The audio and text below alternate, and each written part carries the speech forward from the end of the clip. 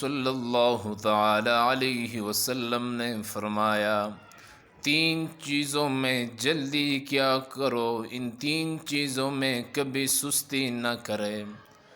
جناب نبی کریم صلی اللہ علیہ وسلم نے فرمایا، ایک یہ چیز کہ جب تمہارے گھروں کے اندر اور تمہارے بہنیں اور بیٹی جب بلوغت تک پہنچ جائے، جب وہ بالغ ہو جائے، جناب نبی کریم صلی اللہ علیہ وسلم نے فرمایا ان کی نکاح میں کبھی سستی نہ کیا کرے، نکاح جلدی کیا کرے۔ اور اللہ تعالیٰ نے بھی فرمایا فَانْكِحُوا الْأَيَامَ مِنْكُمْ، ان لونڈوں کو جلدی جلدی نکاح کیا کرو۔ ایک اور روایت میں آپ صلی اللہ علیہ وسلم نے فرمایا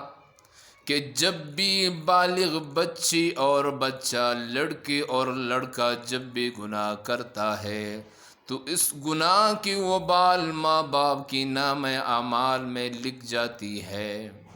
تو جناب نبی کریم صلی اللہ علیہ وسلم نے فرمایا جب تمہارے بچی اور بچہ بالغ ہو جائے تو نکاح میں آپ کوشش کریں کہ نکاح میں دیر نہ ہو جائے، جلدی ہو جائے، لیکن دیر ہونا دنیا کی مصیبت اور دنیا کی شرمندگی اور رسوائی کا سبب بن جاتی ہے۔ اور آگے جناب نبی کریم صلی اللہ علیہ وسلم نے فرمایا جب نماز کا وقت آ جائے، جب نماز کا وقت ہو جائے، آپ صلی اللہ علیہ وسلم نے فرمایا خبردار مومنوں، کبھی نماز میں سستی نہ کرنا۔ نماز کا وقت آ جائیں، داخل ہو جائیں تو نماز میں جلدی کیا کرنی چاہیے۔ ہمارے بہنیں اور ہمارے ماں بہنیں جو ہیں وہ ہمیشہ نماز کے اندر سستی کرتی ہے۔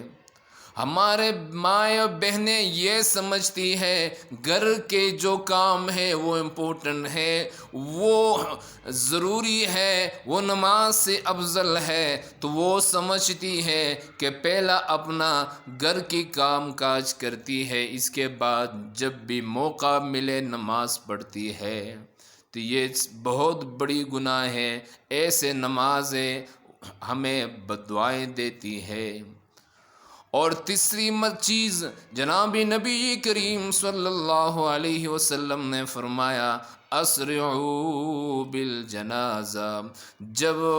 میت کا غسل اور کفن کے بعد جب میت تیار ہو جائیں، جناب نبی کریم صلی اللہ علیہ وسلم نے فرمایا اس میں جلدی کیا کرو، اس میں تاخیر نہیں کرنا چاہیے۔ یہ بات یاد رکھیں مسلمانوں، یہ یاد رکھنی چاہیے یہ بات کہ جب بھی ہم محمد عربی صلی اللہ علیہ وسلم کی تعلیمات سے منہ پہ رہیں گے تو جتنے نقصانات ہیں وہ ہمارے مقدر بن جاتی ہے۔ آج کل جتنے اس معاشرے میں جتنے رسوائیاں ہیں اور جتنے مسائل ہے، حالات ہے، جتنے دشواری ہے، یہ اس لیے ہے کہ ہم نے محمد عربی صلی اللہ علیہ وسلم طریقوں سے